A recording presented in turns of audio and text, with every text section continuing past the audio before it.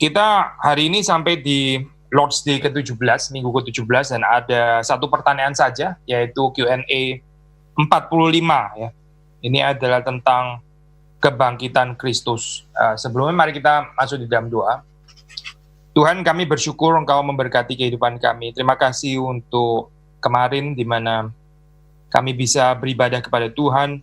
Ada satu hari perhentian di mana kami bisa menikmati firman Tuhan, menikmati kehadiran Tuhan secara khusus. Kembali pada hari ini kami memasuki minggu yang baru. Kami berdoa supaya Engkau yang memperlengkapi kami dengan firman Tuhan yang berkuasa untuk terus menguduskan kami. Kami berdoa supaya perenungan pada pagi hari ini juga boleh bermanfaat. Dan khususnya ketika kami merenungkan tentang kebangkitan Tuhan, Engkau sendiri yang hadir bersama dengan kami dan memberkati perenungan ini dari awal sampai dengan akhir. Berkati baik hamba-Mu, berkati setiap orang yang mendengar, berkati juga untuk tim Aufi yang melayani sehingga semua bisa berjalan tanpa gangguan. Demi Yesus Kristus kami berdoa. Amin. Kita membaca pertanyaan ke-45 ya. Pertanyaan ke-45.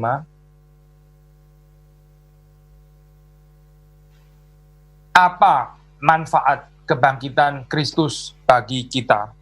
Apa manfaat kebangkitan Kristus bagi kita?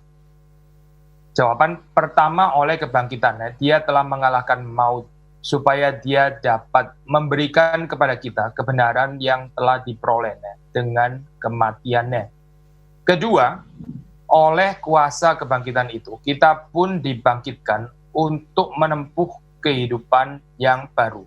Ketiga, bagi kita, kebangkitan Kristus menjadi jaminan kebangkitan kita yang membahagiakan. Ya, demikian pembacaan daripada question ke-45. Ini simpel ya, saya hari ini. Nanti besok kita ada 1, 2, 3, 4 ya. 4 pertanyaan. Hari ini kita membahas satu pertanyaan saja.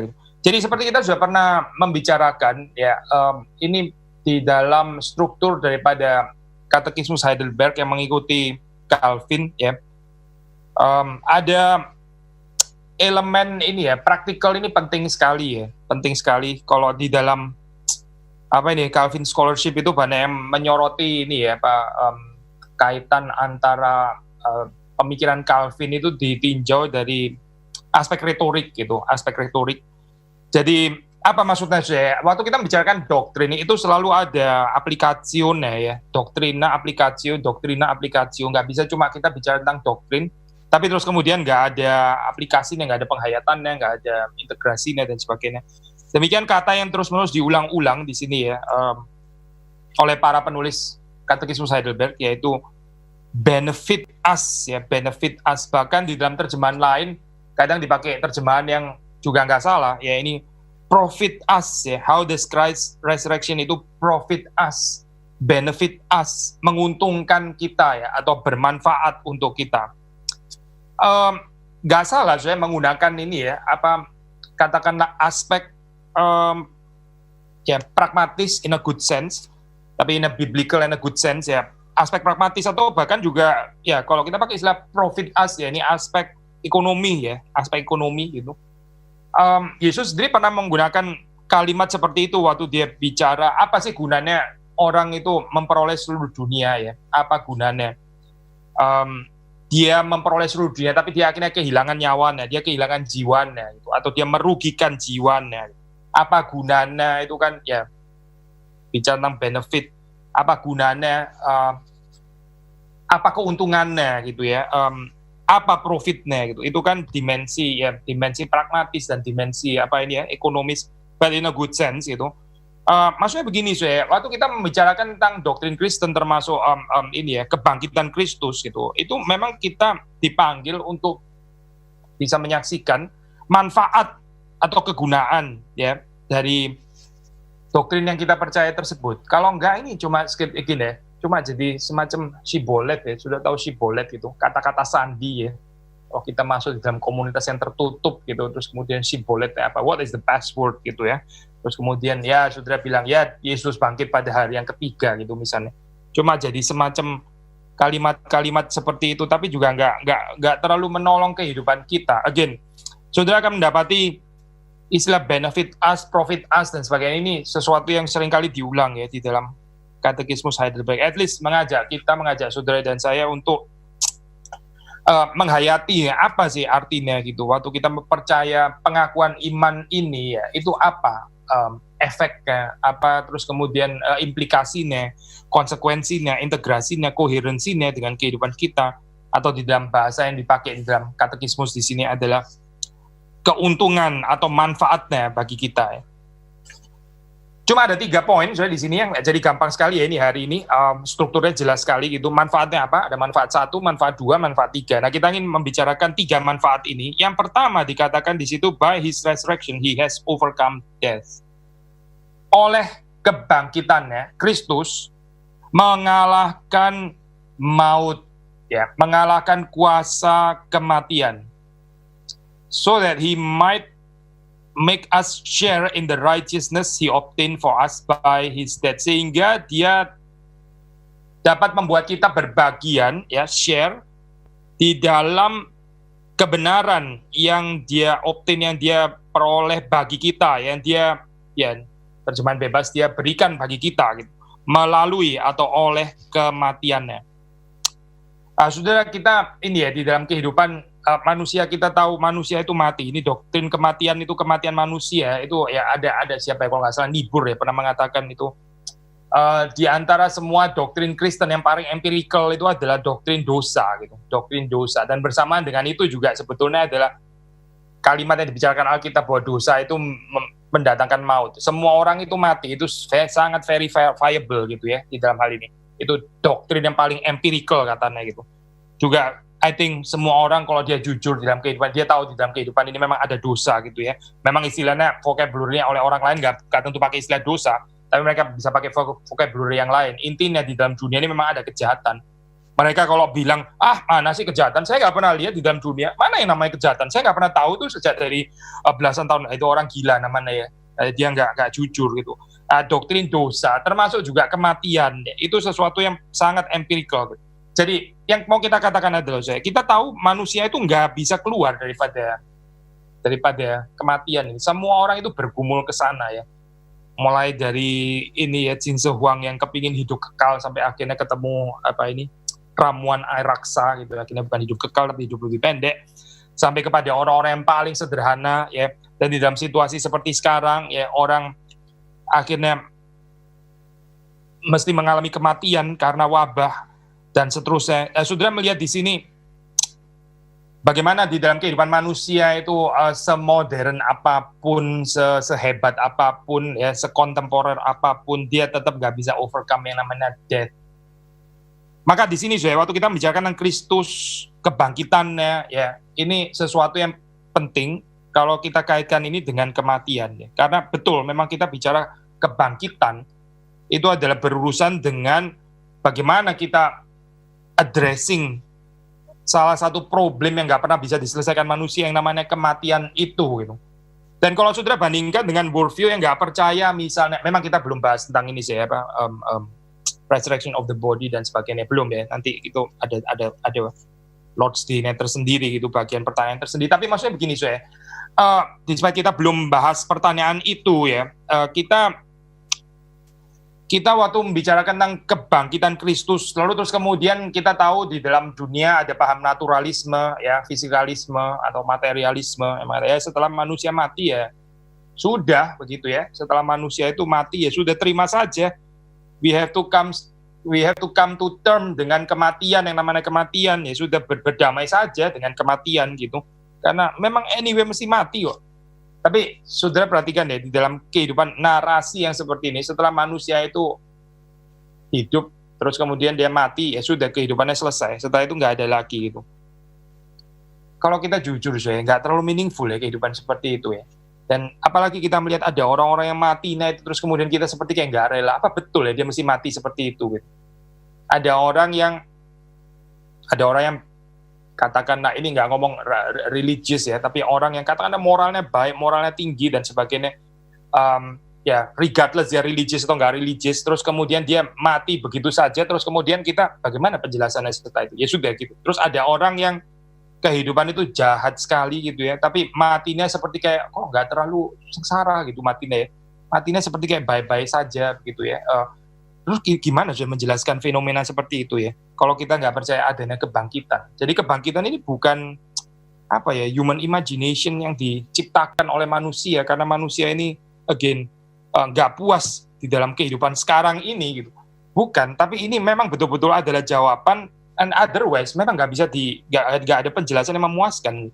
Bagaimana kita melepaskan diri daripada kematian itu, atau hidup manusia ya sudah pada akhirnya begitu saja gitu, akhirnya ditimbang ya sudah cuma jadi beberapa senyawa penting itu saja gitu ya, value-nya kehidupan manusia, I mean secara material, secara biologis gitu. Maka sudah membaca di sini, by his resurrection, Kristus itu mengalahkan maut, dia mengalahkan maut. Dan bukan cuma berhenti di situ, ya, itu secara negatif ya, dia mengalahkan maut. Secara positif ya, dia membuat kita itu bisa berbagian di dalam kebenarannya.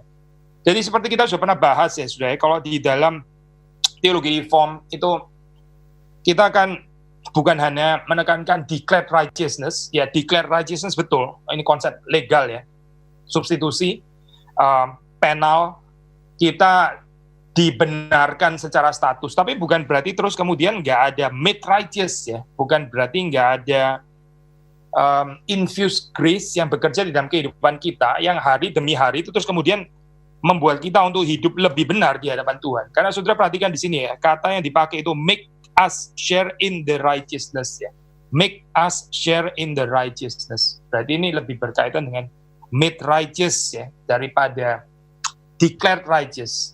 Sekali lagi ya, declared righteous juga ditekankan di dalam soteriologi Protestan, tapi made righteous itu juga sangat penting ya kalau di dalam perspektif teologi reform, termasuk yang diresepsi juga oleh Katekismus Heidelberg ini gitu. Ada transformasi yang nyata, so ya. Ada perubahan hidup ya, berapapun itu katakanlah terlihat seperti kayak kecil sekali atau seperti kayak lambat sekali ya, tapi tetap ada progres di dalam hal ini ya. Karena apa? Karena kebangkitan Kristus itu betul-betul membuat kita untuk berbagian di dalam righteousness yang diobtain bagi kita ya oleh kematiannya. Nah, kita membaca dari Roma 4 ya, Roma 4 ayat 25. Mari kita membaca bagian ini. Ayat firman Tuhan, Roma 4 ayat 25. Saya membaca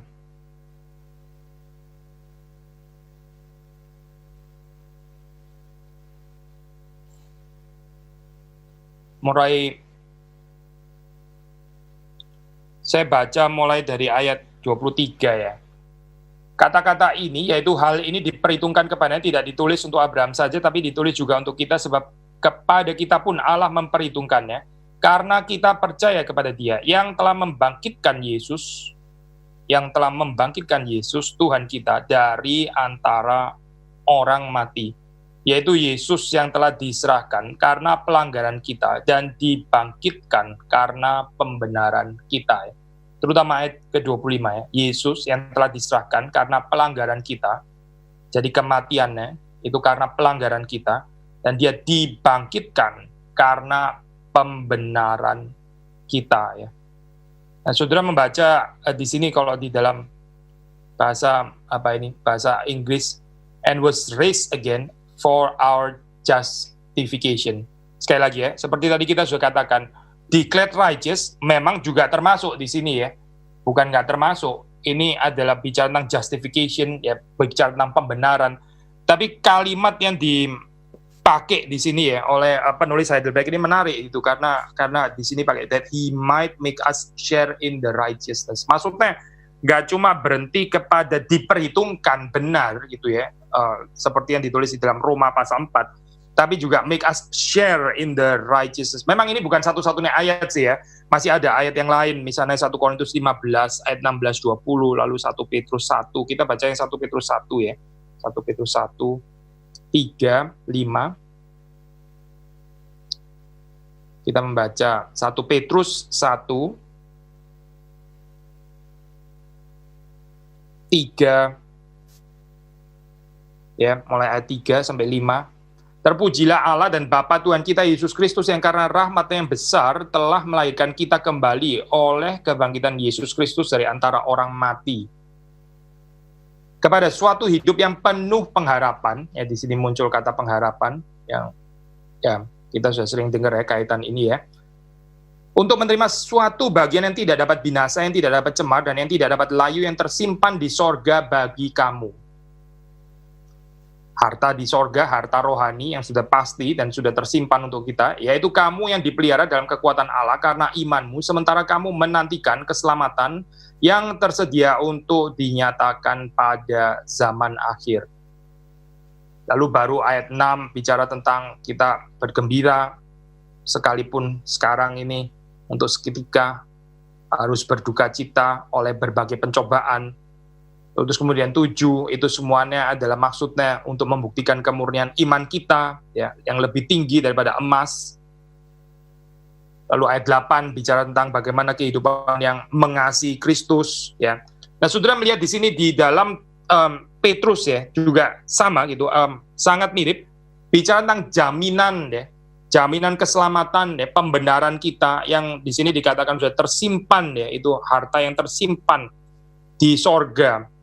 Itu bagian yang tidak dapat binasa, tidak cemar, tidak dapat layu, tersimpan di sorga ya bagi kita. Tapi terus kemudian kita bagaimana ya di dalam kehidupan ini kita masih menantikan. Jadi ini ada satu kepastian di dalam kehidupan yang akan datang karena bicara Christ resurrection itu dikaitkan seringkali memang dengan eskatologi kan, so ya, eskatologi gitu. Jadi mati terus kemudian bangkit. Jadi ini pengharapan yang akan datang. Satu yang pasti ya secara status, tapi di dalam kehidupan ini ya, di dalam kehidupan ini kita berjalan secara dinamis terus-menerus di dalam proses penyempurnaan, yaitu apa? Kalau kita membaca di dalam kalimat yang ditekankan di dalam Katekismus Heidelberg yaitu share in the righteousness Christ obtained for us by his death. Yaitu terus-menerus bagaimana kita berpartisipasi di dalam kebenaran. Declared righteous, yes, tapi juga made righteous. Sekali lagi ya, saya dibenarkan di dalam pengertian justified secara status ya, iya.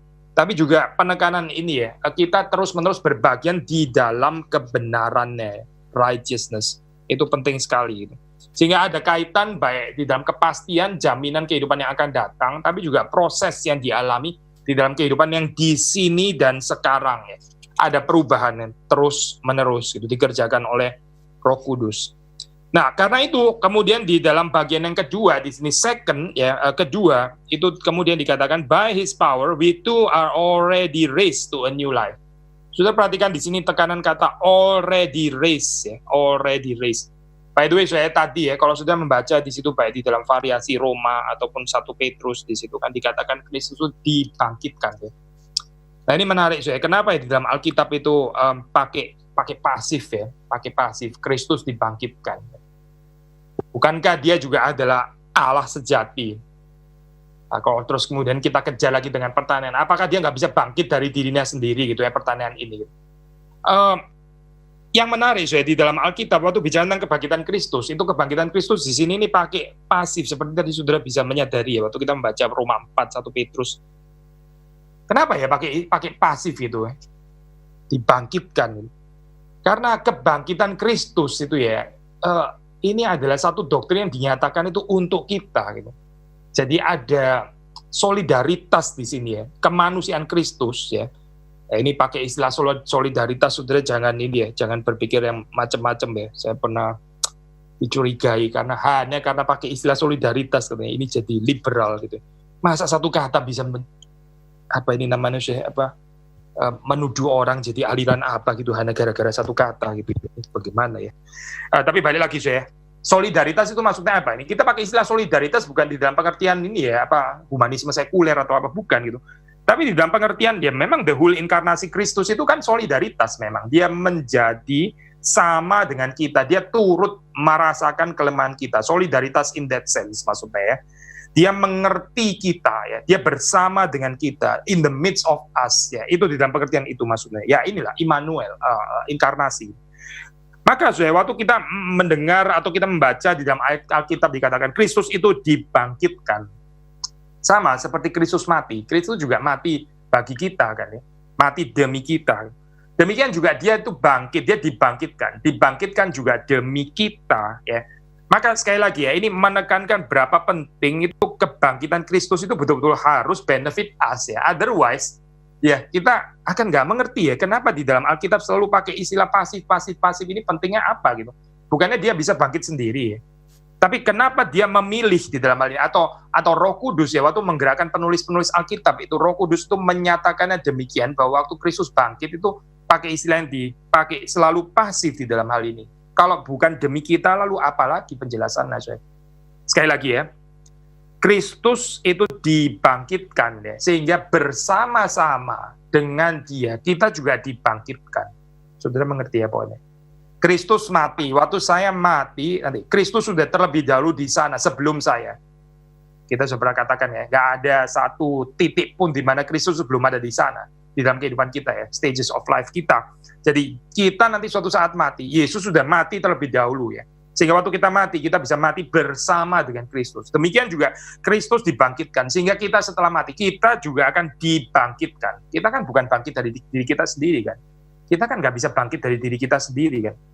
Yesus itu ilahi ya, tapi di dalam hal ini waktu saudara membaca ini, perspektif yang lebih ditekankan itu adalah di dalam kemanusiaannya ya. Saya bukan ini ya, memisahkan antara keilahian dan kemanusiaan, bukan itu ya, nanti jadi ini lagi salah mengerti seperti kayak kecenderungan Nestor, bukan itu maksudnya. Yang dibangkitkan itu adalah pribadi Kristus, tapi yang ditekankan di sini itu lebih kepada according to his human nature ya, kalau di dalam penekanannya di dalam Alkitab itu. Kenapa? Ya ini, karena kebangkitan ini adalah demi saudara dan saya, demi kita. Gitu. Maka bagian kedua di sini dikatakan, by his power, we too are already raised. Juga pakai istilah pasif kan ya. Kita pasti selalu pasif ya, nggak ada kemungkinan kita untuk bangkit secara aktif, itu nggak mungkin. Ya, pelagian kali ya, kita bangkit sendiri. Nggak mungkin kita lahir baru sendiri, bangkit sendiri, itu nggak mungkin, itu pelagian kan. So, ya. Tapi di dalam Kristus, ya, atau di sini di dalam penggunaan kalimat dipakai oleh kata Kristus, by his power, kita juga sudah dibangkitkan ya kepada hidup yang baru ya, atau untuk hidup yang baru. We are already raised to a new life. Jadi tadi kita mengatakan kepastiannya itu dalam hidup yang akan datang, itu seperti Petrus katakan, itu tersimpan di sorga ya. Tapi ya kuasa kebangkitannya itu juga bekerja sekarang juga gitu. We are already raised. Ini jangan dimengerti sebagai over realize eschatology, seperti kayak kita nggak percaya lagi akan kebangkitan yang akan datang. Bukan, bukan. Ini bicara tentang aspek already ya. Seperti sudah tahu kalau di dalam eskatologi Kristen kan kita membicarakan ya, seperti juga diajarkan dalam teologi reform, kita nggak cuma membicarakan tentang not yet, yang tadi kita baca itu not yet gitu ya, tapi kita juga bicara tentang alreadiness, bicara yang sekarang, yang sudah ya, meskipun yang sekarang ini adalah cicipan gitu. Tapi kata Kristus Heidelberg menekankan bahwa kuasa kebangkitannya itu sudah bekerja dan membangkitkan kita, bukan cuma yang akan datang ya. Kalau kita bicara justification itu kesempurnaan itu sudah pasti dan itu yang akan datang ya. Tapi di sini ini sanctification itu sebetulnya sudah bekerja. Nah ini menarik, sudah struktur seperti ini, saya nggak tahu ya, ini saya membawakan seperti ini mungkin agak sedikit rumit atau apa ya. Tapi kalau sudah melihat, maksudnya begini ini kan bagian pertama ya, bagian first-nya itu kan seperti tadi kita sudah baca, ayat-ayat yang dikutip itu kan terutama berkaitan dengan declared righteous ya, terutama berkaitan dengan justification ya. Dan itu justru dikaitkan dengan yang akan datang. Justification itu yang akan datang gitu. Tapi itu pasti ya, karena pasti yang akan datang ya, berarti kita bisa mengaminkan di sini dan sekarang juga. Nah sekarang saudara perhatikan, waktu bicara tentang ini ya, a new life ya, new life, ini kan di sini dan sekarang kan ya, ini kan bicara tentang sanctification. Dan sudah tahu selama di dalam dunia ini kan memang kita belum sempurna ya. Tapi ini justru bicara yang already, saudara tangkap nggak ini ya, apa paradoks seperti ini ya. Biasanya kan kita bicara justification sekarang gitu ya. Tapi sanctification ini ya ini terus gitu ya, belum. Ini cara berpikir yang lebih sederhana. Tapi di dalam penulis daripada Katekismus Heidelberg, waktu dia membicarakan tentang sanctification, ya dia sanctification itu yang sekarang. Justification-nya dibicarakan yang nanti. Gitu. Menarik ini saya spontaneously teringat dengan ini ya Pak. Ya memang bukan ordo salutis ya, tanda kutip lah ya. Kalau sudah membaca di dalam buku Institut Ketiga, Johannes Calvin ya. Di situ dia bicara repentance terlebih dahulu, meaning itu sanctification sebetulnya. Di situ bicara tentang Christian life ya, regeneration, repentance itu. Setelah bicara tentang faith, itu dibicarakan terlebih dahulu. Baru setelah itu menyusul chapter justification. Ya, jadi kalau saudara melihat urutannya, dia nggak bicara justification dulu, baru sanctification gitu. Itu rather Melanchthon gitu ya, yang Lutheran dalam hal ini ya. Tapi di dalam Calvinian theology gitu, saudara melihat di situ ini dua itu berjalan bareng ya. At least dengan menulis sanctification terlebih dahulu, story of sanctification, baru setelah itu masuk kepada justification. Setidaknya itu mau menyatakan itu bukan di dalam urutan justification gitu ya.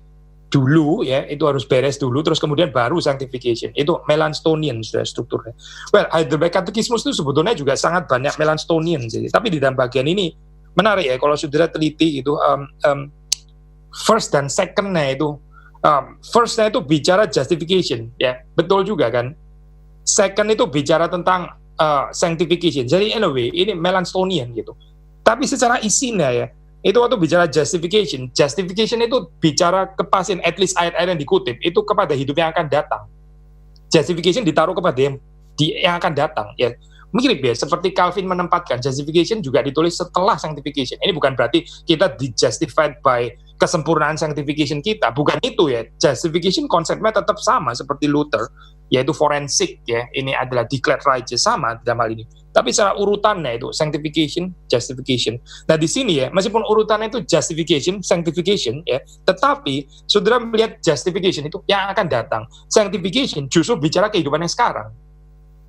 Ya, by His power we too are already raised to a new life ya. Kenapa sih ini saya kaitkan dengan sanctification? Karena new life ini kan di sini kan ya, di sini dan sekarang. Are already raised to a new life. Kalau sudah membaca ya, ayat yang dikutip, misalnya Roma 6 ya, ini jelas sekali kalau sudah membaca dalam konteks yang dirujuk ya oleh penulis Heidelberg. Sekali lagi ya, 6. Kita membaca 5 ya sampai 11, 5 sampai 11. Atau kita baca dari 5. Sebab jika kita telah menjadi satu dengan apa yang sama dengan kematiannya, kita juga akan menjadi satu dengan apa yang sama dengan kebangkitannya. Ya, paralel kematian kebangkitan jelas ya. Karena kita tahu bahwa manusia lama kita telah turut disalibkan, supaya tubuh dosa kita hilang kuasanya, agar jangan kita menghambakan diri lagi kepada dosa. Nah, kalau sudah membaca seperti ayat ke-6 ini ya, menurut saudara ini baru terjadi di sorga atau sudah bisa terjadi di sini dan sekarang? New life ini. Jelas di sini dan sekarang kan ya. Sekali lagi saya baca ya, 6 ya. Karena kita tahu bahwa manusia lama kita telah turut disalibkan, supaya tubuh dosa kita hilang kuasanya, agar jangan kita menghambakan diri lagi kepada dosa. Sudah dialami di sini dan sekarang kan ya. Sebab siapa yang telah mati, ia telah bebas dari dosa. Jadi jika kita telah mati dengan Kristus, kita percaya bahwa kita akan hidup juga dengan Dia. Karena kita tahu bahwa Kristus sesudah Ia bangkit dari antara orang mati, tidak mati lagi, maut tidak berkuasa lagi atas Dia. Sebab kematiannya adalah kematian terhadap dosa, satu kali dan untuk selama-lamanya. Tadi kan ya di sini ya, penekanan kepada kesekalian ya, bukan sesuatu yang ulang-ulang, tapi sekali saja. Dan kehidupannya adalah kehidupan bagi Allah. Demikian hendaknya kamu memandang ya, bahwa kamu telah mati bagi dosa, tetapi kamu hidup bagi Allah dalam Kristus Yesus. Nah kalau saudara baca di dalam 12, 13, gitu, saudara jelas bahwa ini adalah bicara tentang kehidupan new life yang di sini dan sekarang. Gitu. Seperti ditulis oleh ya Heidelberg, already raised itu to a new life. New life-nya itu bukan kehidupan baru yang baru dimulai waktu kita ini ya di sorga nanti, tapi sudah dimulai di sini dan sekarang. Dan ini dasarnya adalah kesekalian ya, kesekalian kematian Kristus dan kebangkitan Kristus. Yesus itu mati sekali dan Dia bangkit sekali. Demikian juga kita ya di dalam hal ini ya, sudah diundang di sini masuk untuk celebrate menghidupi new life ini yang dikaruniakan di dalam Kristus, sehingga kita tidak harus lagi menghambakan diri kita kepada kuasa dosa. Karena kita sudah betul-betul dibebaskan, sehingga kita bisa menikmati new life ini. Dan sekali lagi saya betapa ngawurnya ya orang yang mengatakan ya kalau kita sudah ditebus kepada Kristus, apalagi sekali selamat tetap selamat, dan kalau gitu saya bisa tetap terus di dalam dosa gitu ya. Itu orang nggak ngerti keindahan kehidupan new life ini. Ya, justru Yesus itu mengeluarkan kita dari kuasa dosa supaya kita nggak perlu menghambakan diri kepada dosa, supaya kita bisa menghambakan diri kepada Tuhan. Ya, dan ini adalah satu kebahagiaan, already raised to a new life. Ya, masa orang dibangkitkan masih kalau gitu enak ya, saya bisa tetap menikmati kematian lagi karena kebangkitannya pasti, kan nggak waras ya orang ngomong kayak begini. Sekali lagi ya, saya kalau orang bilang kalau gitu enak dong, kalau kebangkitan saya pasti dan nggak mungkin ini ya, nggak mungkin bisa kehilangan keselamatan. Kalau begitu ini dong, biarkan saya tetap mati saja gitu, karena toh itu juga nggak akan merusak kebangkitan. Kan aneh ya, saya bicara kalimat seperti ini. Dibangkitkan tapi masih mencintai kematian gitu. Kenapa? Ya karena toh kebangkitannya pasti nggak mungkin gagal. Kok itu saya tetap aja di dalam kematian. Tuh, kok bisa ya berpikir seperti ini? Itu aneh sekali gitu. Logika yang sama sekali nggak bisa diterima. Tapi logika yang dipakai di sini ya, kalau sudah membaca di dalam Roma 6, justru karena itu pasti gitu ya, karena kematian dan kebangkitan Kristus itu pasti sekali saja, dan itu begitu pasti untuk kita ya. Demikian juga kita diundang untuk masuk ke dalam kehidupan yang baru. We are already raised to a new life, supaya kita jangan menghambakan diri lagi kepada dosa, tapi kita bisa dipakai untuk menjadi hamba kebenaran. Itu yang ditekankan di dalam Roma 6. Jadi saudara melihat di sini ada paralel antara kematian Kristus ya, kematian kita, kematian manusia lama kita, lalu kebangkitan Kristus ya, hadirnya manusia baru yang dikaruniakan di dalam Kristus itu. Nah, saudara bisa baca juga Efesus 2 ayat 4 sampai 6, lalu Kolose 3 ayat 1 sampai 4 ya. Efesus 2 ayat 4 sampai 6, Kolose 3 ayat 1 sampai 4 ya. Membicarakan tentang ini ya, bagaimana melalui atau oleh kuasa kebangkitan itu kita juga dibangkitkan ya, dibangkitkan to a new life. Needless to say, saya mengulangi lagi ya, karena di dalam doktrin reform kan kita mengatakan manusia itu telah jatuh ke dalam dosa, ya dia itu mati, saya mati, bukan sakit ya. Maka di sini consistently ya, coherently kita bilang oleh kuasa kebangkitan Kristus. Kristus kan juga mati ya, mati lalu bangkit. Demikian juga waktu kita jatuh ke dalam dosa, itu kita mati. Maka di sini yang dipakai orang mati lalu apa saya? Bukan disembuhkan, tapi dibangkitkan. Orang mati itu tidak disembuhkan, saya. Orang mati itu dibangkitkan. Demikian juga kalau kita bilang sakit, maka orang sakit itu bukan dibangkitkan, tapi disembuhkan. Saudara nangkep kan ya? Kalau sakit ya berarti disembuhkan. Kalau mati ya berarti dibangkitkan. Nah di sini saudara kita melihat penekanannya. Melalui kuasa kebangkitannya, kita itu juga apa saya? Dibangkitkan ya. Berarti apa saya? Ya berarti kita mati kan? Berarti waktu manusia itu jatuh ke dalam dosa, itu kita mati, maka diberikan kehidupan yang baru. Itu namanya dibangkitkan. Dibangkitkan untuk menerima kehidupan yang baru ya. Karena apa? Ya karena tadinya itu mati sekarang diberikan kehidupan yang baru, a new life ya. Ini konsisten kalau sudah melihat ya.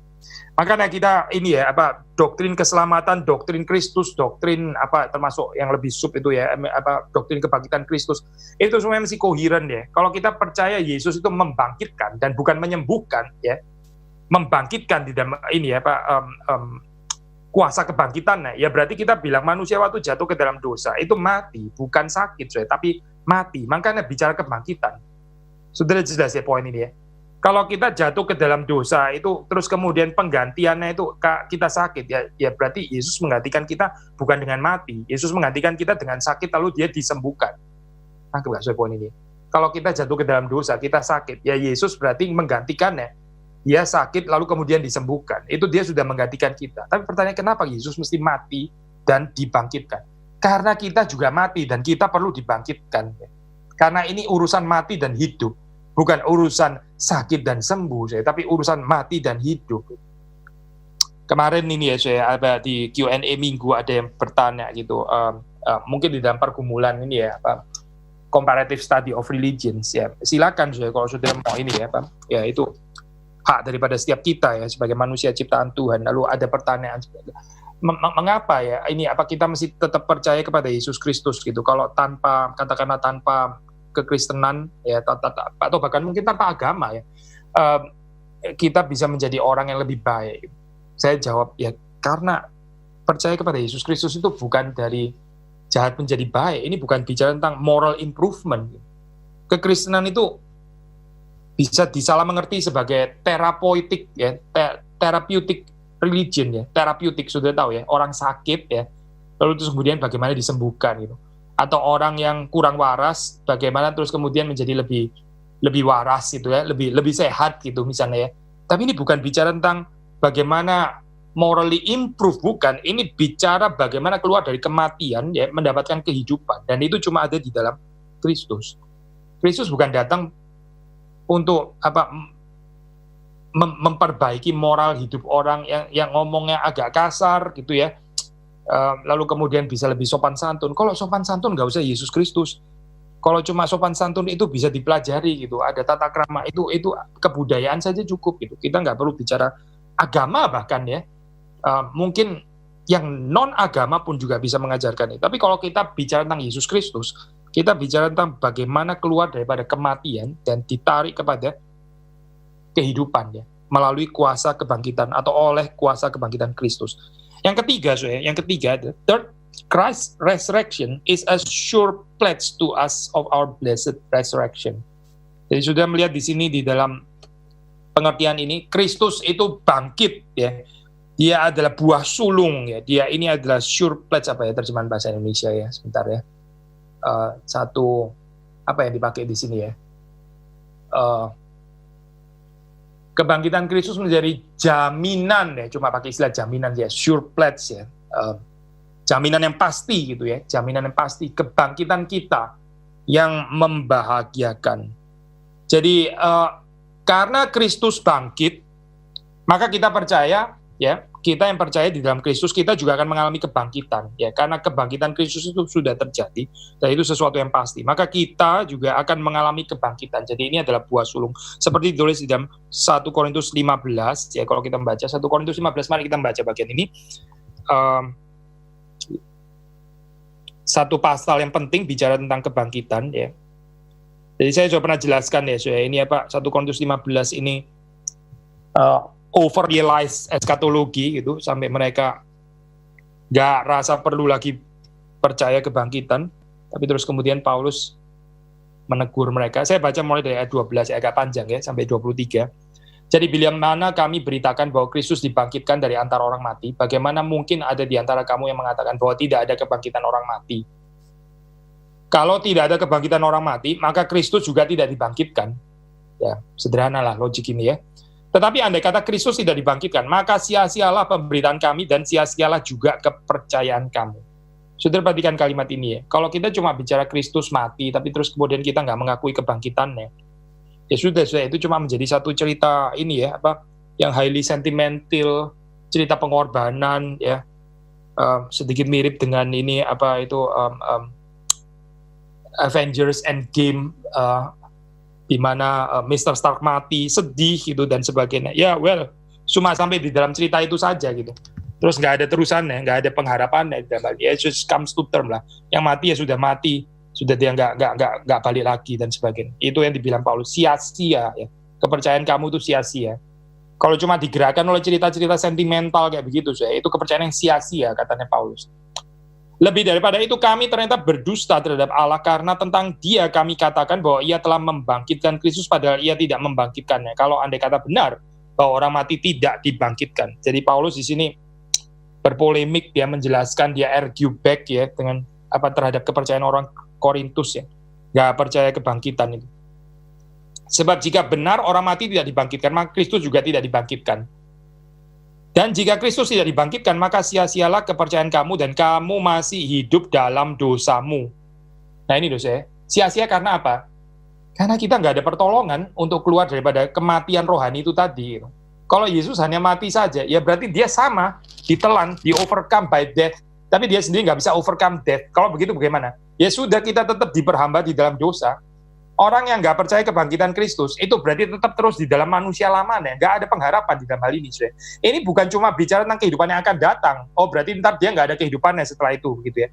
Tapi ini berkaitan dengan kehidupannya di sini dan sekarang. Kalau kita nggak percaya kebangkitan Kristus, berarti apa, Ya berarti kita terus di dalam manusia lama. Yang menguasai kita adalah keinginan daging, ya, dosa, sinful desire. Ya itu akan terus menghasilkan ini ya, Pak, yang terus dibuai, akhirnya berujung kepada kebinasaan, karena dosa itu membawa kepada maut, dan kita terus-menerus akan memperhambakan diri kita kepada dosa.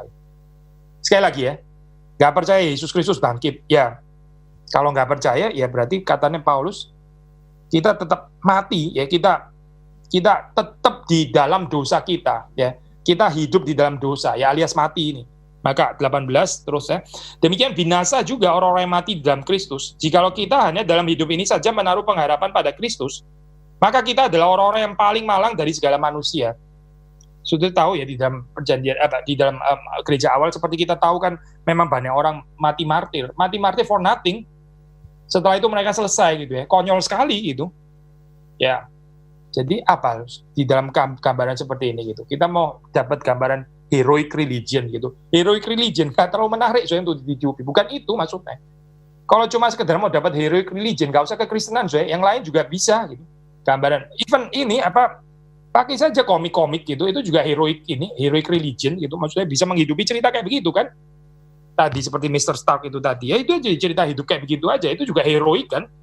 Heroism, cerita heroism. Kristus ini jangan direduksi hanya kepada cerita heroism, karena kalau nggak ada kebangkitan ya cuma jadi di dalam kehidupan seperti itu saja gitu ya. Jadi narasi heroik, tapi yang ya oke lah, bisa boosting orang punya self esteem kali ya.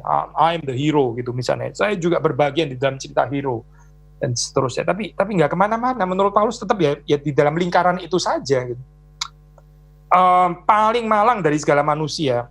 Tapi terus kemudian 20. Tetapi yang benar ialah bahwa Kristus telah dibangkitkan dari antara orang mati sebagai yang sulung dari orang yang telah meninggal. Yaitu sure pledge to us of our blessed resurrection. Sebab sama seperti maut datang karena satu orang manusia, demikian juga kebangkitan orang mati datang karena satu orang manusia.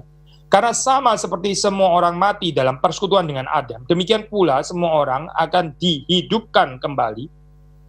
Sudah perhatikan ya, juga pasif kan ya, dihidupkan kembali ya. Kristus itu kebangkitannya itu pasif ya, dibangkitkan. Di sini kita juga dibangkitkan, dihidupkan kembali. Jadi kita sudah tahu di situ kenapa pakai pasif ya, solidaritas demi kita ya. Ini dia menjadi sama dengan kita, dia mati sama dengan kita, dia dibangkitkan juga sama dengan kita ya. 23. Tetapi tiap-tiap orang menurut urutannya, Kristus sebagai buah sulung, sesudah itu mereka yang menjadi miliknya pada waktu kedatangannya. Ya, ayat 22 ini kan ayat yang terkenal ya. Sama seperti semua orang mati dalam persekutuan dengan Adam, demikian pula semua orang akan dihidupkan kembali dalam persekutuan dengan Kristus. Di dalam Adam kita semua mati, ya, di dalam Kristus kita hidup atau kita dibangkitkan. Nah demikian saya di dalam Lord's Day ke-17, atau kita bicara tentang kebangkitan Kristus, Yesus itu bangkit pertama ya, dia mengalahkan kuasa maut supaya kita boleh berbagian di dalam kebenarannya ya. Tapi ayat-ayat kemudian yang dirujuk bicara tentang justification, bicara tentang declare righteousness ya, at least Roma 4, 1 Petrus 1. Lalu kemudian kedua, by his power we too are already raised to a new life. Ini bicara tentang sanctification, kehidupan di sini dan sekarang ya. Roma 6, 5 sampai 11 bicara mortification of sin ya. Manusia lama kita itu telah turut disalibkan bersama dengan Kristus sehingga kita boleh menikmati kehidupan baru yang diberikan di dalam Kristus. Dan yang ketiga, kebangkitan Kristus itu adalah a sure pledge, jaminan yang pasti ya, jaminan yang pasti akan kebangkitan yang akan datang. Di sini ini kita masih mencicipi ya. Di sini belum pleroma, belum segala kepenuhannya. Tapi di sini nih kita sudah mencicipi, ada alreadiness di sini. Dan yang akan datang itu adalah sesuatu yang pasti ya. Sama pastinya. Yesus bangkit itu satu kepastian ya. Demikian juga kita nanti akan dibangkitkan. Itu adalah sesuatu yang pasti gitu. Sepasti kebangkitan Yesus Kristus. Mungkin saya tambah satu poin lagi di dalam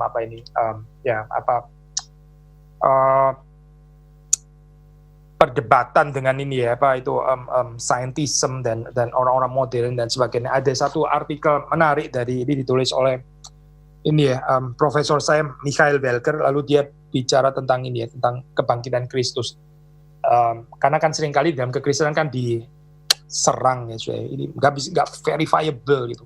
Itu isapan jempol lah, itu imajinasinya jemaat mula-mula, kepinginnya Kristus bangkit dan sebagainya. Padahal mana tahu sih sebetulnya bangkit atau nggak bangkit, dan ditambah lagi dengan studi-studi biblika dan seterusnya gitu ya. Menarik sih kalau kita melihat dari perspektif di dalam Alkitab gitu ya. Cerita kebangkitan Kristus itu nggak hanya jelas tanpa keraguan-raguan gitu. Tapi keraguan-raguan sendiri itu juga di-include. Jadi ceritanya itu between palpability ya, yang bisa diakses secara indera gitu ya, palpable, sinnlich ya di dalam bahasa Jerman, tapi juga ada aspek appearance itu, ada aspek penampakan.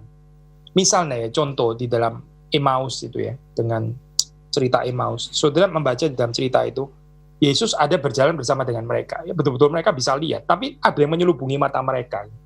Dan justru waktu mereka bisa melihat dengan mata rohani, justru Yesus itu vanish, Yesus justru lenyap di situ. Nah, saudara melihat paradoks seperti ini ya, atau Thomas ya, bukan tanpa keraguan. Jadi ini satu undangan saya, kalau saudara ragu-ragu gitu. Justru kalau kita baca di dalam cerita Alkitab ya, itu keraguan-raguan itu juga di-include. Keraguan-raguan itu di-include di dalam cerita kebangkitan. Kebangkitan itu bukan sesuatu yang didemonstrasikan sampai orang itu bagaimana ya, mau nggak mau ya harus percaya gitu misalnya. Bukan saya, itu kekristenan itu bukan triumfalisme, bukan gitu. Kita bisa salah mengerti ya, suatu kita bisa tentang power of resurrection, tapi kita menghadirkannya itu lebih mirip seperti kayak triumfalisme militer gitu, pameran kekuasaan ya. Again, cerita kebangkitan itu bukan itu gitu. Tapi tetap di dalam satu ini ya, perspektif teologi of the cross ya, sampai bahkan waktu Yesus bangkit, dia tetap ada bekas luka ya di tangan dan di lambungnya gitu. Dia membawa serta ya kontinuitas ini. Bukan dianggap sebagai sesuatu yang malu untuk dipertahankan, tapi dia membawanya dalam tubuh kemuliaannya. Ini kan menarik ya, kalau sudah bisa mengaitkan ini. Bangkit, yes bangkit. Tapi bangkit itu bukan terus kemudian, sudahlah nggak usah bicara lagi tentang salib, itu sudah hina, sudah lewat, saya bukan itu lagi ya. Sudah nggak usah ngomong-ngomong lagi tentang salib, itu sudah lewat. Sekarang saya sudah yang glorious gitu. Bukan gambaran dualis kayak begini, saya bukan. Tapi di dalam kebangkitan Kristus, dia membawa serta ya tanda-tanda penyalipannya itu masih hadir gitu. Nah, ini sesuatu yang penting ya. Bagaimana saudara dan saya menyaksikan kuasa kebangkitan ini. Again, bukan dengan triumphalistic power, bukan. Itu dunia, saya. Itu bukan theology of the cross ya. Meskipun Yesus sudah bangkit, tetap itu bukan kristologi, bukan. Itu gambaran dunia gitu. Lalu kita kepinginnya itu Yesus jadi kayak Thanos gitu misalnya ya. Yang digambarkan itu bukan kristologi sebetulnya, tapi Thanosologi gitu ya. Jadi apa sih ini sebetulnya? Kekristenan atau apa sih ini? Negeri dongeng atau apa sih sebetulnya gitu? Jadi salah mengerti ya waktu bicara tentang kebangkitan gitu. Kita berusaha untuk impress dunia ini dengan kekuatan-kekuatan dan kemuliaan-kemuliaan, kuasa-kuasa seperti yang diterima oleh dunia ini. Tapi sementara waktu kita baca di dalam Alkitab ya, Yesus bangkitnya bukan dengan cara seperti itu loh. Dia bukan terus kemudian menyulap si farisi-farisi yang munafik itu semuanya jadi kodok gitu misalnya. Gak ada cerita itu, saya gak ada. Itu kan cerita ini ya, cerita negeri dongeng gitu mungkin ya, seperti itu ceritanya. Tapi itu kan bukan cerita kebangkitannya Kristus, bukan. Ini serius loh saya, bukan cuma joke gitu. Tapi banyak orang kok lebih tertarik dengan cerita ini ya, cerita kodok-kodok itu tadi kayaknya gitu. Mereka ini baca Alkitab atau mereka baca cerita Prince Charming atau apa sih sebetulnya gitu. Sehingga kristologi kita itu jadi ngaco akhirnya gitu. Gambaran power resurrection itu bukan membicarakan dari perspektif teologi krucis, dari perspektif salib, hiddenness dan sebagainya, tapi disajikan demikian rupa untuk mengesankan dunia dengan cara-cara dunia ya. Tapi tadi ya balik kepada artikel yang ditulis oleh ini tadi Belker gitu ya, ada palpability. Iya, memang ada aspek ini ya, sesuatu yang bisa diakses melalui panca indera, betul ada bagian itu nih. Maksudnya ini memang bukan doketis gitu. Tapi di sisi yang lain juga ada appearance ya, aspek appearance Yesus bisa menghilang gitu. Jadi ini apa sebetulnya gitu ya, realita ini. Realita yang menginclude orang yang nggak harus langsung percaya dan kuat gitu ya imannya, tapi dia juga boleh ragu-ragu. Tapi di dalam perjalanan iman yang percaya kepada Tuhan, saudara juga diundang gitu. Saudara yang nggak percaya, saudara yang skeptis ya, bener nggak sih ini teori kebangkitan ini? Atau ini isapan jempol sebetulnya gitu ya. Welker mengakhiri ini sih, ceritanya dengan undangan untuk join untuk menikmati ya kuasa kebangkitan ini, to join the community as a body of Christ. Karena kita nggak bisa mengerti kuasa kebangkitan itu di luar tubuh Kristus, nggak bisa. Ini bukan sesuatu yang di-verify ya, yang verifiable by way of objective scientism gitu ya, misalnya ya. Regardless kita percaya nggak percaya, tapi harus bisa verifiable secara objektif gitu ya. Tapi ini sesuatu yang kita mengerti waktu kita berbagian di dalamnya, waktu kita participate ya, waktu kita share in this righteousness itu tadi seperti dikatakan oleh Heidelberg. Di dalam komunitas gereja, bukan tanpa komunitas orang percaya. Nah, disitulah kita menghadapi new life itu gitu. Manusia lama kita yang terus-menerus ditanggalkan, terus disalibkan bersama dengan Kristus ya. Lalu kemudian manusia baru kita ya, yang diberikan di dalam Kristus. Ya, ini kita mengalaminya ya. Kita aspek empirical kalau sudah mau tetap pakai istilah ini ya, itu di dalam komunitas tubuh Kristus dan bukan tanpa tubuh Kristus ya. Maka di dalam konsep seperti ini bagi kita ya saudara yang mungkin masih ragu-ragu ya silakan bergumul gitu. Jujurlah di hadapan Tuhan. Tapi sekali lagi kebangkitan ini menghadirkan satu narasi yang beautiful di dalam kehidupan manusia. Karena kita nggak perlu lagi memperhambakan diri kita kepada keinginan-keinginan yang berdosa yang kita nggak pernah bisa keluar daripada ini. Kita diundang untuk menikmati kemerdekaan yang sesungguhnya. Kemerdekaan itu hanya ada di dalam Yesus Kristus. Kiranya Tuhan memberkati kita semua. Oh, ada pertanyaan masuk ya ternyata ya. Selamat pagi, saya mau tanya, apakah perbedaan antara kebangkitan Kristen dan konsep reinkarnasi? Kalau di dalam perspektif Kristen, bukan reinkarnasi ya. Maksudnya kita setelah kita hidup lalu kemudian kita mati, setelah itu bukan reinkarnasi, tapi kita bersama dengan Kristus gitu. Jadi ceritanya sama, ini Yesus itu kan mati sekali, lalu terus kemudian dia dibangkitkan juga sekali kan. Kembali kepada Bapa. Demikian juga saudara dan saya, setelah kita ini mati, lalu kita dibangkitkan di dalam Kristus, kita juga bersama dengan Kristus, bersama dengan Bapa di Firdaus ya. Jadi bukan reinkarnasi. Kalau reinkarnasi, ya berarti bukan di dalam Kristus. Karena di dalam Kristus kan hanya sekali, manusia hidup sekali, lalu mati sekali, dan di dalam Kristus dia juga dibangkitkan sekali ya. Jadi bukan berulang kali gitu. Kalau berulang kali ya berarti itu bukan cerita, bukan narasi kematian dan kebangkitan Kristus. Jadi memang ada beda seperti saudara katakan di sini ya. Bagaimana saya memahami dengan benar dalam kurung tanpa polemik bahwa jaminan keselamatan yang tidak dapat layu dengan penghakiman akhir di mana setiap orang harus mempertanggungjawabkan perbuatan masing-masing, entah baik, entah jahat. Ya, ini mungkin saudara yang sama yang tanya di Q&A minggu kemarin. Again, memang nggak harus ada kontradiksi di sini. Ya, seperti saudara katakan juga nggak perlu polemik ya. Setiap orang akan dihakimi ya menurut perbuatan. Jadi orang yang beriman sejati ya, orang yang mendapatkan kasih karunia, itu keselamatan yang tidak dapat layu seperti dinyatakan di dalam kitab suci ya. Itu ditandai dengan kehidupan yang kudus. Sekali lagi ya, orang yang mempunyai keselamatan yang tidak dapat layu itu ya, itu dalam kehidupannya itu ada tanda-tanda orang beriman, ada tanda-tanda orang percaya sejati, atau kalau di dalam istilah reform, ada tanda-tanda orang pilihan gitu. Tanda-tandanya yaitu apa? Ini orang yang kehidupannya itu dia tidak tertarik dengan kehidupan yang dikuasai oleh dosa. Jadi dia mencintai kekudusan. Karena di dalam Kristus itu dimungkinkan. Tapi di luar Kristus, ya kita nggak mampu melakukan hukum Tuhan, kita nggak mau merenungkannya, kita nggak tertarik, nggak ada delight ya terhadap Taurat dan sebagainya. Tapi kita yang dimerdekakan, ya kita yang di dalam Kristus, kita ada tanda ini di dalam kehidupan kita. Sehingga ini ya menghasilkan juga kehidupan yang akhirnya ada buah roh ya, itu kasih, sukacita, damai sejahtera. Dan termasuk juga kehidupannya juga ada good works di dalam hal ini. Coba saudara baca ini ya, Matius itu. Matius.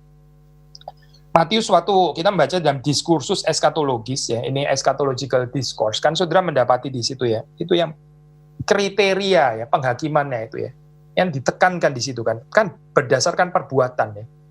Misalnya salah satu contoh itu ya tentang ini ya, orang yang membesuk orang yang sakit, yang memberi pakaian kepada yang yang telanjang, yang mengunjungi orang di penjara ya. Ini kan perbuatan. Terus kemudian yang satunya itu yang nggak ada perbuatan itu gitu kan. Jadi ada perbuatan yang nggak ada perbuatan.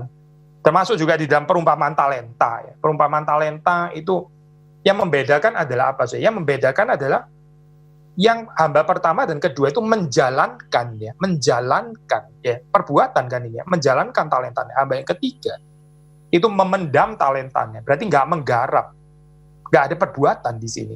Nah, kategori yang seringkali ditekankan di dalam Matius itu perbuatan ya, doing the will of God, melakukan kehendak Allah. Tapi seperti kita sudah pernah katakan, ini nggak berbenturan sama sekali dengan konsep anugerah. Ini bisa seperti itu juga sola gratia. Misalnya tadi ya di dalam eschatological discourse, orang yang sudah melakukan tadi ya kunjungan kepada yang sakit, yang di penjara, memberikan pakaian kepada yang telanjang, mereka terus kemudian mereka nggak sadar diri dengan perbuatan baik mereka. Mereka bukan self-conscious. Nah kalau self-conscious ya nggak jadi perbuatan baik begitu kan ya. Jadi saudara nangkep maksudnya. Tetap diselamatkannya itu bukan karena perbuatan. Gitu. Kalau perbuatan menyelamatkan di dalam hal ini, dalam perbuatannya manusia, ya mereka kan self-conscious kan. Tapi mereka tanya, Tuhan bila mana kami melakukan itu? Ini sesuatu seperti kayak mereka nggak sadar, bukan karena mereka pikun ya, bukan gitu. Tapi mereka melakukan itu sebagai sesuatu yang natural gitu ya, sesuatu yang memang ini adalah orang yang sudah ditebus, orang yang sudah diselamatkan di dalam Kristus, sehingga buah roh itu ya, perbuatan baik itu mengalir dengan, saya pakai istilah yang mungkin kurang tepat ini ya, natural itu tadi ya, natural bukan untuk dikontraskan dengan supernatural, bukan ya, tapi alamiah di dalam pengertian di sini sesuatu yang yang lumrah gitu ya, bukan sesuatu yang mechanical, robotik, apalagi dipaksa oleh certain higher power gitu, bukan itu, tapi sesuatu yang mengalir dengan natural. Sehingga waktu mereka Tuhan mengatakan kalimat itu ya, kalimat pujian, terus mereka seperti kayak nggak sadar gitu, mereka seperti lupa, Tuhan bila mana kami melakukan itu kepadamu. Mereka nggak menghitung-hitung ini ya, perbuatan baik mereka. Nah ini menandakan apa sih? Ya ini orang-orang yang diselamatkan. Jadi jangan takut di sini waktu kita bicara tentang ini ya, mempertanggungjawabkan perbuatan. Memang kita harus mempertanggungjawabkan perbuatan kita. Kalau dijawab dari perspektif sistematik teologi, Berkhof pernah mengatakan, ya orang percaya pun juga akan dihakimi oleh Tuhan, tapi dihakimi di dalam pengampunan Tuhan, bukan dihakimi untuk terus kemudian dia diselamatkan atau dibinasakan gitu ya, tapi dihakimi ya di dalam pengampunan Tuhan. Kita tetap akan diminta pertanggungjawaban akan apa yang kita lakukan di dalam dunia ini, tapi di dalam perspektif anugerah Tuhan, tetap di dalam perspektif anugerah Tuhan. Jadi ini adalah dua hal yang again nggak harus berbenturan ya. Tapi sekali lagi kalau sudah membaca khusus dari perspektif Matius, memang Matius itu ini ya, Matius kan sangat menekankan Taurat gitu ya. Di dalam teologinya itu, etiknya itu seperti dikemukakan oleh Udo Schnelle, etiknya Matius itu berpikirnya itu adalah reward and punishment ya, reward and punishment. Itu bisa dimengerti secara positif ya, nggak harus selalu dimengerti secara negatif gitu. Dan ini again kalau kita kaitkan dengan teologi perjanjian lama ya, dari perspektif biblical theology ya, ini highly deuteronomic sebetulnya ya. Kematian itu deuteronomistik ya. Ya, waktu bicara ini tentang etika reward and punishment gitu. Makanya membicarakan banyak sekali tentang perbuatan. But again, despite gambaran yang sangat kuat ditekankan seperti ini, tetap nggak bukan meniadakan konsep anugerah atau nggak percaya kepada pentingnya iman gitu misalnya, bukan ya. Ini in agreement dengan soteriologinya Paulus ya, tapi berbeda penekanan ya. Sekali lagi berbeda penekanan. Tuhan memberkati kita semua.